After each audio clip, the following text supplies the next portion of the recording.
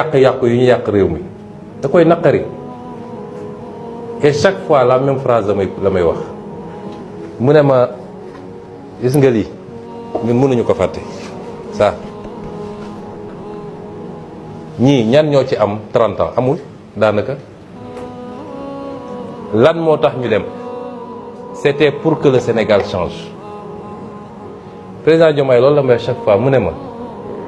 est-ce que xam nga ni ay nit dee nañu nit ñi dañoo fàtte ni ay nit dee nañu pour réew mi changer dañu fàtte loolu moo tax ñun mënuñu ne fii gis nga les avantages yi ànd ak pouvoir yàlla mëtim xam ne ni man gisuma ko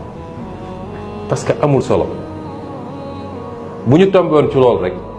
on a trahi ces gosses là te bu boobaa nag la ñuy rendre compte suñu borom parce que ban hommage la ñu mën a rendre xale yi mooy ñu ne ci 5 ans def nañ lii ci Sénégal ci 10 ans def nañ lii ci Sénégal coppite bi ñu doon wax ci Sénégal def nañ ko ba ñu gis ko c'est ça l'enjeu aujourd'hui te ci loolu la ñu nekk subaak ngoon guddeeg bëccëg moom il siège au gouvernement xam na li ñu wax te duñ ci am lu ñuy lam-lame El Malick Ndiaye bii il est ministre dans mon gouvernement bu ma xëyoon ñu ne ma jox nañ ko 200 000 francs mu jël jour boobu il sera pas ministre dans le gouvernement bu ko jëlee midi et demi il ne sera plus ministre loolu amuñu ci